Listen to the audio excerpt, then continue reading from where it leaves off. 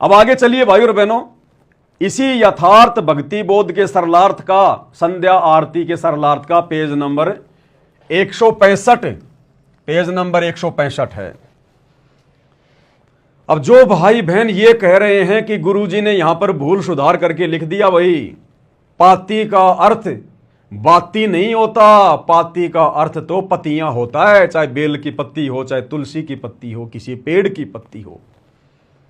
गुरुजी ने भूल सुधार करके लिख दिया कि पाती का अर्थ बाती नहीं होता, पत्तियां होता है। तो उन भगत भाई बहनों से मेरी प्रार्थना है, गुरुजी के पास में एक छोटा सा संदेशा और पहुंचा दो, अपने कोऑर्डिनेटरों के माध्यम से गुरुजी के पास हिसार जेल में प्रार्थना पहुंचा दो जल्दी से जल्दी कि गुरुजी आपने तो एक और गलती कर रखी है, आपने वहां तो भूल सुधार करके लिखा ही नहीं, आपने शुरू में तो लिख दिया भूल सुधार, लेकिन गुरुजी आपने तो संध्या आरती के सरलार्थ करने में एक जगह और गलती कर दी, एक जगह और आपने पाती के आगे कोष्टक में लिख दिया बाती, जबकि गुरुजी आपने तो पाती के आगे जो है पत्तियां लिखनी थी, लेकिन आपने तो गलती से बाती लिख दिया। गुरुजी बाती थोड़ी होती है पाती का मतलब। जल्दी से जल्दी गुरुजी के पास प्रार्थना भिजवाओ और एक नई यथार्थ भक्ति बोध छपवाओ जिसमें लिखा हो वहां भी भूल सुधार। तो ये यथार्थ भक्ति बोध का पेज नंबर 165 उन मंद बुद्धि अंध भक्तों की आंखें खोलने के लिए जो बार बार इसी बात पे जोर दे रहे हैं कि पाती का अर्थ होता है पत्तियां, बाती नहीं होता। तो यहां गुरुदेव भगवान ने तुम्हारे अनुसार ये गलती और कर रखी है भाई। ये यथार्थ भक्ति बोध पेज नंबर 165 और ये वाणी देखिए भाई और बहनों, आपे आरती आपे साजय, आपे किंगर आपे बाजय, आपे ताल झांझ झनकारा, आप नचे आप देखन हारा। अब ये वाणी ध्यान से पढ़ो तीसरी, आपे दीपक आपे बाती और आपे पुष्प आप ही पाती। कहे कबीर ऐसी आरती गाऊं, आपा मध्य आप समाऊं। आपे दीपक आपे बाती और आपे पुष्प और आप ही पाती। ये पाती शब्द है यहां पर, गुरुदेव ने क्या लिखा है वाणी में, पाती। अब इसका अनुवाद करते समय गुरुदेव ने पाती के आगे कोष्टक में बाती लिखा है, फूल की पत्तियां नहीं लिखा।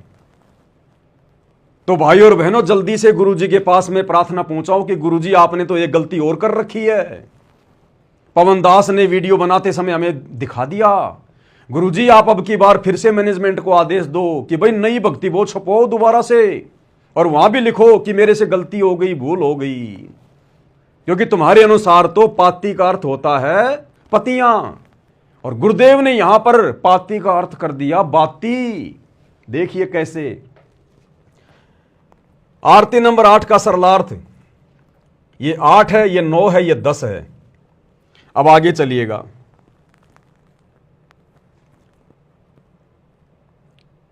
ये ये वाली वाणी है, सॉरी, वाणी अदली आरती अदल समोई और निर्भय पद में मिलना होई, दिल का दीप पवन की बाती और चित्त का चंदन पांचों पाती। इन लोगों को पांच और पाती इन दो शब्दों से दिक्कत है। पाती पंच पोहप कर पूजा, और यहां गुरुदेव ने क्या लिख दिया, चित्त का चंदन पांचों पाती। और ये जो पाती शब्द है ना, इसके आगे गुरुदेव ने सरलार्थ में लिख दिया बाती, जबकि इन मंदबुद्धि भक्तों के अनुसार गुरुजी ने लिखना चाहिए था पतियां। पाती के आगे कोष्टक में क्या लिखना चाहिए था, पतियां, जबकि गुरुदेव ने फिर से लिख दिया बाती। तो बताओ भाई, बार बार गुरुजी गलती क्यों कर रहे हैं?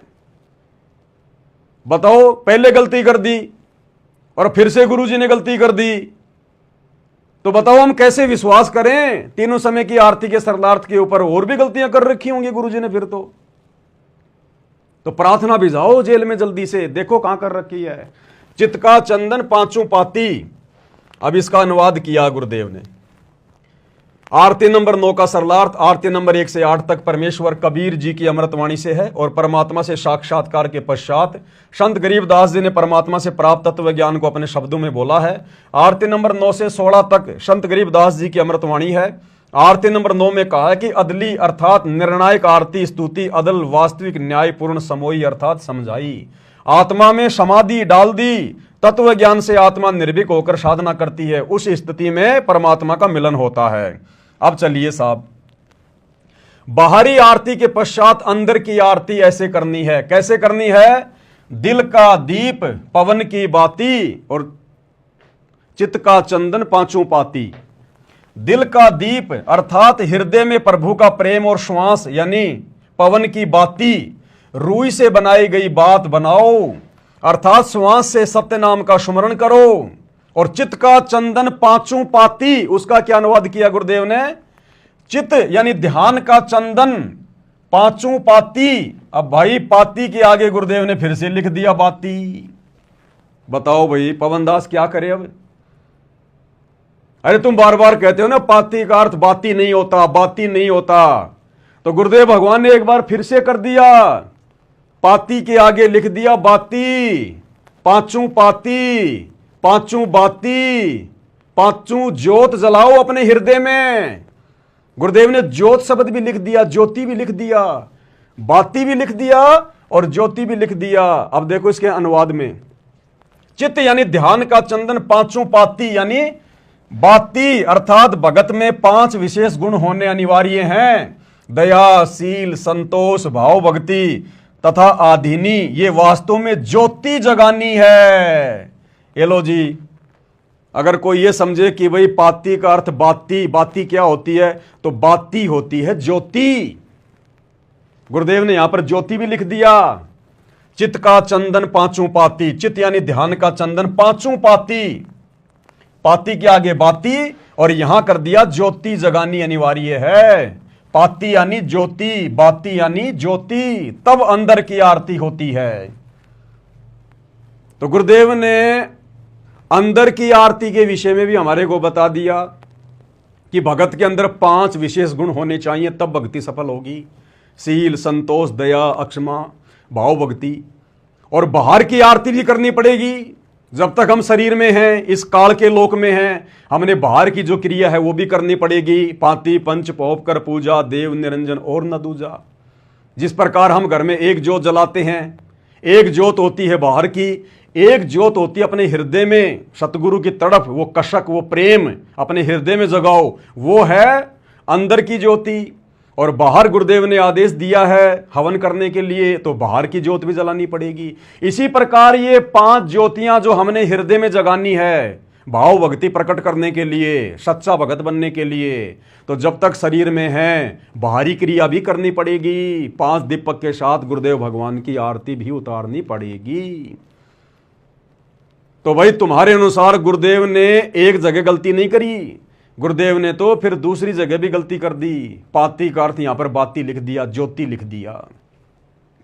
अब बताओ तुम कैसे सत्सेवकों को गलत साबित करोगे कि पाती का अर्थ बाती नहीं होता? भाई और बहनों, ये संत भाषा होती है।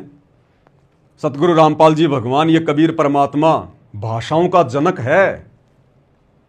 ये परमात्मा अगर सूरज को कह दे कि बेटा आज के बाद तू गर्मी नहीं देगा, शीतलता देगा, तो सूरज उसी क्षण अपना वो गर्मी देने वाला स्वभाव त्याग कर चंद्रमा की तरह शीतलता प्रदान करेगा सबको जेठ के महीने में। और ये सतगुरु रामपाल जी भगवान, सारी सृष्टि का मालिक, अगर इस चांद को आदेश दे दे कि हे चंद्रमा आज के बाद तू शीतलता नहीं, तू गर्मी प्रदान करेगा, तो ये चंद्रमा उसी क्षण शीतलता वाले स्वभाव को छोड़कर भीषण गर्मी, प्रचंड गर्मी देने लग जाएगा। साध वचन पलटे नहीं, चाहे पलट जाए ब्रह्मांड। तो संत भाषा अलग होती है और संत की भाषा दुनिया की किसी डिक्शनरी में नहीं मिलती है। जीव कितने शब्दों को संजो सकता है, कितने शब्दों को पुस्तक में लिख सकता है। जिस प्रकार भाई और बहनों परमात्मा एक वाणी बोलते हैं कि भक्ति बीज होए जो हंसा, वाके तारू इकोतर वंसा।